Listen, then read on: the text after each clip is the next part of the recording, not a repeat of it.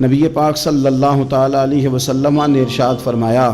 ایک عورت تھی، طوائف تھی،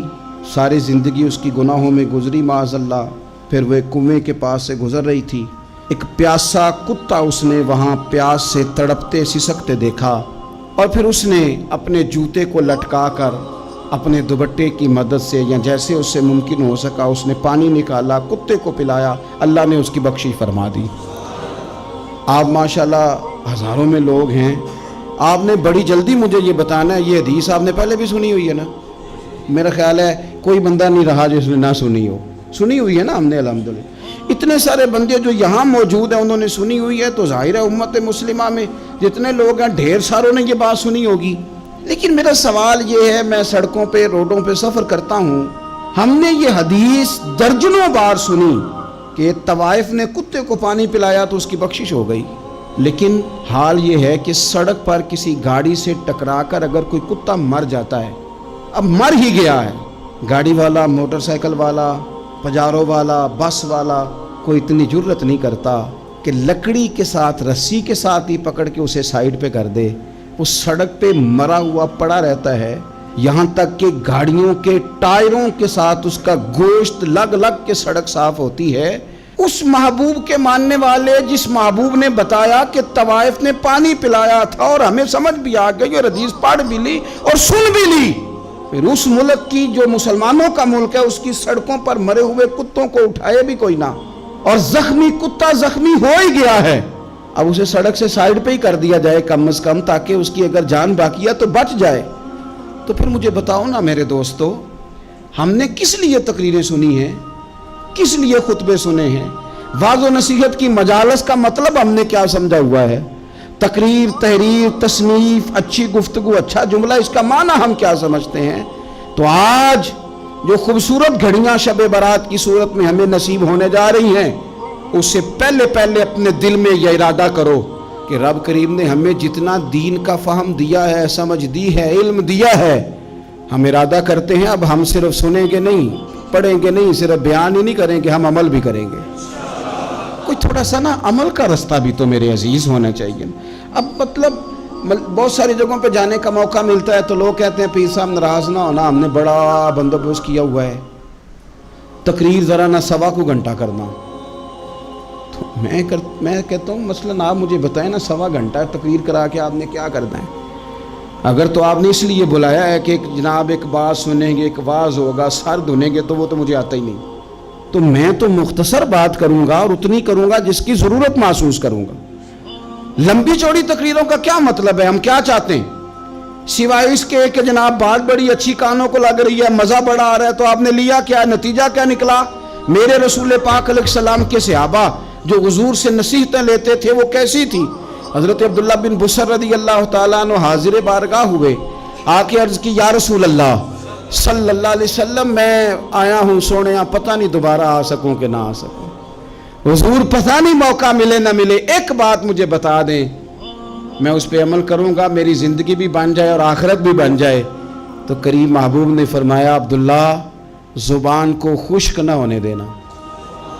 اس کو تر رکھنا۔ تر حضور کس چیز سے؟ فرمایا اللہ کے ذکر سے تر رکھنا، زبان اللہ کے ذکر سے تر رہے، ہر وقت رب کی یاد رہے، تیری دنیا بھی بن جائے گی اور آخرت بھی بن جائے گی۔ تو میرے عزیز اپنی زندگی کے اندر اب ہم نے عمل کرنا ہے۔ او جناب کمال پھر یہ ہے کہ جب واعظ سننے کا شوق بڑھ جاتا ہے، تقریر سننے کا شوق بڑھ جاتا ہے، سننے سنانے کا خالی مزاج ہو جاتا ہے، پھر بندہ ڈھونڈتا پھرتا ہے کہ نئی سے نئی چیز کہاں ملتی، انوکھی سے انوکھی چیز کہاں ملتی، انفرادی سے انفرادی بات۔ میرے بھائی آپ ضرور سنیں، ضرور سنیں، مومن کی گمشدہ میراث ہے، حکمت جہاں سے ملے لیں، لیکن عمل کرنے کے لیے لیں، عمل کرنے کے لیے۔ اب میرا دل کرتا ہے اب ہماری چپ سے بھی لوگ سبق سیکھیں۔ حضرت باجزید بستامی فرمایا کرتے تھے، جس نے ہماری چپ سے کچھ نہیں سیکھا اس نے ہماری تقریر سے کیا سیکھنا ہے؟ اب تھوڑا سا نا اشاروں کی بولی بھی سمجھیں، اب تھوڑا سا یہ بھی ہو کہ بس بات پوری ہونے نہ پائے اور انسان کی رغبت عمل کی طرف بڑھ جائے، یہ مزاج ہمیں دیا ہے۔ اب تو بھائی آ جائیں، آپ صبح بھی تقریر کر دیں، دوپہر کو بھی تقریر کر دیں، شام کو بھی تقریر کر دیں، تو پھر یہ بھی ہوتا ہے کہ جناب وہ بیان آپ نے جو سنایا تھا نا وہ ذرا دوبارہ سنا دیں، تو میں کہتا ہوں پہلے سننے پر عمل ہو گیا تھا، نہ کریں۔ اب ہمیں تھوڑی باتیں سیکھ کر ان پر عمل کرنا ہے اور آگے بڑھنا ہے۔ بڑی سادی بات میرے ابا جی بتایا کرتے تھے، والا صاحب کہتے ہیں کہ ایک دیہاتی بندہ نہ چلا گیا وہ کسی مولوی صاحب کی تقریر سننے، تو اس زمانے میں آپ کو پتہ ہے یہ واش روم کا مروجہ نظام نہیں ہوتا تھا، تو لوگ کھیتوں میں دوسری جگہوں پہ پیشاب کے لیے جاتے تھے۔ تو مولانا نے ایک احتیاط بیان کی، وہ کہنے لگے کہ پیشاب سخت جگہ پہ نہ کرو زمین پہ بیٹھ کر، ورنہ پیشاب کے چینٹے اڑیں گے، کپڑوں پہ پڑیں گے، اور حدیث میں سخت حکم ہے اس مسئلے۔ تو کوئی نرم جگہ ہو ایسی جہاں پیشاب کریں چھینٹے نہ اڑیں۔ وہ بندہ عمل کرنے والا تھا نا، اس نے میری تقریر سن کے سر دھن کے جانا نہیں تھا، اس نے اتنی ساری ریت لے لی، کپڑے میں باندھ لی، اور وہ اس نے کندھے پہ رکھی ہوئی ہے، جہاں پیشاب کا وقت آتا پہلے ریت بچھاتا، پھر پیشاب کرتا تاکہ میرے کپڑوں پہ نہ پڑے۔ ایک صاحب نے اسے کہا کوئی ہفتے بعد چلو بیان سننے چلیں، تو کہنے لگا میں پہلے پہ عمل کر لوں یہی بڑا ہے، میں نے تو اتنی ساری ریت کندھا تھک گیا ہے میرا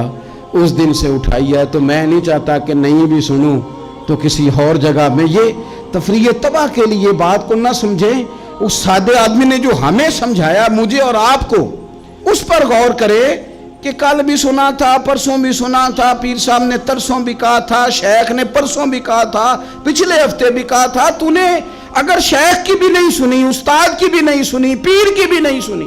اور اس دور کے پیر جو صحیح کام کرنے والے ہیں، استاد جو صحیح کام کرنے مجبور ہو گئے ہیں بیچارے، کہتے ہیں کس کی تربیت کریں؟ کس درد سے کہا تھا حضرت سلطان باؤ نے، وہ کہتے ہیں اور رب دا طالب کوئی بھی نہیں ملیا، اتے جو ملے ہے طالب زردہ ہو۔ یہ تو آئے ہیں کاروبار سیدھا کرنے، فوٹو کھچوانے، فلاں کام کے لیے، یہ تو وہ جو ہم دینا چاہتے ہیں اس کا تو مزاج ہی نہیں۔ پہلے بھی میں نے کہا تھا، پھر کہتا ہوں مجھے شوق نہیں ہے، خدا مجھے معاف کر دے اس دن سے پہلے جس دن یہ شوق ہو کہ میں سویرے جاؤں گا تو نوٹ لاؤں گا، تو شام جاؤں گا تو نوٹ لاؤں گا۔ یہ شوق نہیں ہے، طبیعت نہیں ہے، من نہیں چاہتا، لیکن یہ کہ یہاں بھی آ جائیں خطاب کر دیں، یہاں بھی او خدا کے بندو، ہم کہاں اس قابل ہیں ہم خطاب کریں؟ ہم نے تو نا جی ایک اذان دینی شروع کی ہوئی، صبح و شام ایک اذان پڑھتے ہیں، ہے یہ پیغام حضرت احمد رضا کہ بارگاہ نبی کے رہو با وفا۔